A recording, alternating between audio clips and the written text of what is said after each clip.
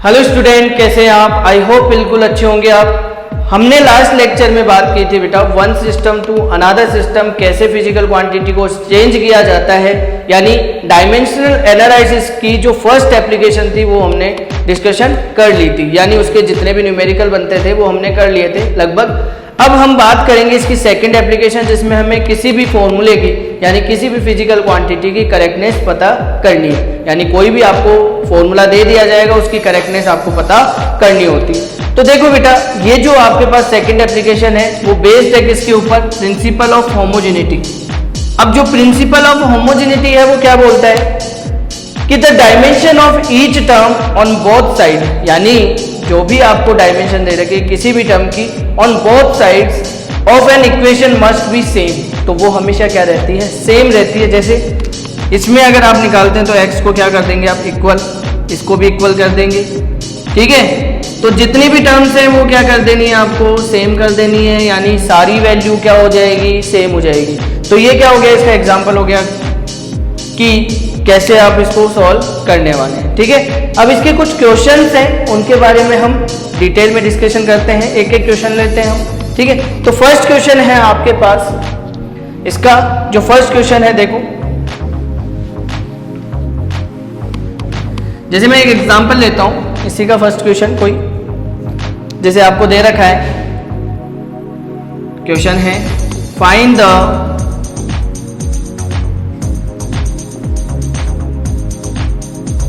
Correctness of f equal M A, ठीक है। Find the correctness of f equal M A. आपको इसकी correctness पता करनी है कि ये फॉर्मूला सही भी है या नहीं है।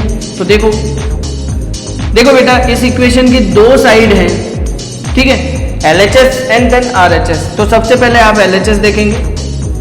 फोर्स का आपको पता है डायमेंशन कितनी होती है? m1 L1 t की पावर -2। अब RHS देख लीजिए, अगर दोनों इक्वल आ जाते हैं तो इसका मतलब ये फॉर्मूला हमारे पास क्या है? सही है। तो RHS क्या है? ma। मास की डायमेंशन क्या होती है? m1। एक्सेलरेशन की L1 t -2। तो आप देख रहे हैं कि LHS और RHS क्या है? इक्वल है। तो आप क्या लिख सकते हैं? LHS equal RHS, hence proved, ठीक है। ऐसे ही और भी क्वेश्चंस हैं।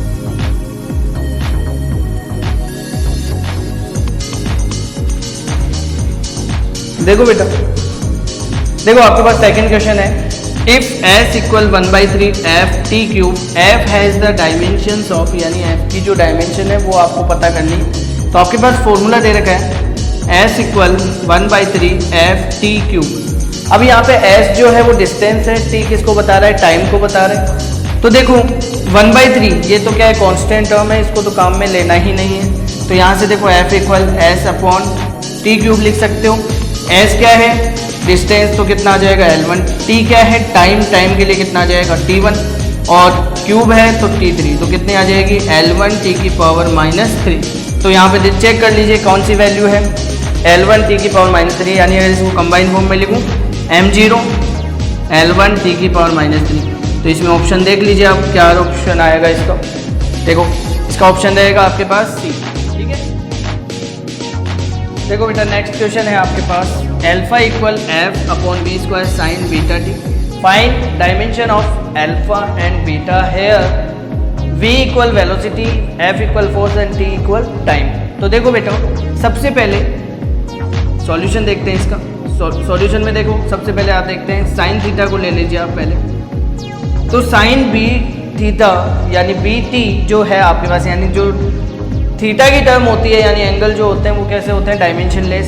तो डायमेंशन लेस को क्या लिखते हैं, हमेशा 1 लिखते हैं। तो अगर ये साइन बी टी इक्वल कितना है, 1 है, तो बी टी भी कितना होगा, 1 होगा। ठीक है, क्योंकि साइन बी टी ले लीजिए या बी टी ले लीजिए, ये क्या रहेंगी सारी, क्योंकि बी टी क्या है, एक एंगल है, तो ये क्या रहेगी, डायमेंशन लेस रहेगी। तो यहाँ से बीटा निकालेंगे तो 1/t, तो बीटा की डायमेंशन आ जाएगी आपके पास t-1, ये तो आ गई बीटा की। अब देखो alpha equal f/v² sign beta T, इसको तो आप यूनिट लेस ले सकते हैं। तो अल्फा इक्वल फोर्स की dimension m1 L1 t⁻², velocity की डायमेंशन L1 t⁻⁻1, और पावर कितनी है, 2 है। तो m1 L1 t⁻², L2 t⁻², ये इसकी आ गई। अब इसे आगे और सॉल्व करेंगे तो अल्फा की जो डायमेंशन आ जानी है, तो कितनी आ जानी है, m1, ये ऊपर जाएगा L-1, और वो भी ऊपर जाएगा, तो t की पावर कितनी, 0। तो ये किसकी आ गई, अल्फा की। तो अल्फा की तो ये आ गई और बीटा की ये वैल्यू आ गई। ठीक है, इसके बाद next question,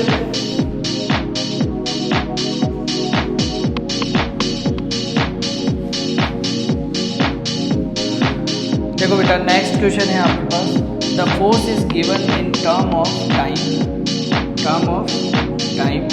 and displacement x by the equation. ठीक है, आपको दे रखा है f equal a cos bx c sin dt। अभी मैंने आपको बताया था पिछले क्वेश्चन में कि जितने भी एंगल वाली टर्म्स होती है, जैसे साइन थीटा हो गया, cos थीटा हो गया या थीटा हो गया, वो कैसे होती है, डायमेंशन लेस होती है, तो उसको हमेशा 1 के इक्वल लिख लेते हैं। तो देखो बेटा, इसमें क्या पता करना है आपको, d/b की वैल्यू पता करनी है। तो आप bx इक्वल क्या लिख सकते हैं, 1 लिख सकते हैं। क्यों, क्योंकि डायमेंशन लेस है। dt इक्वल कितना लिख सकते हैं, ये भी डायमेंशन लेस है। ठीक है, दोनों देखो थीटा है, तो यहाँ से किसकी वैल्यू मिल जाएगी, b की वैल्यू मिल जाएगी, और x क्या है, डिस्प्लेसमेंट है, तो 1/x, यानी इसकी जो डायमेंशन आएगी वो आ जाएगी m0 L-1 t0। ये किसकी डायमेंशन आ गई बेटा, d की।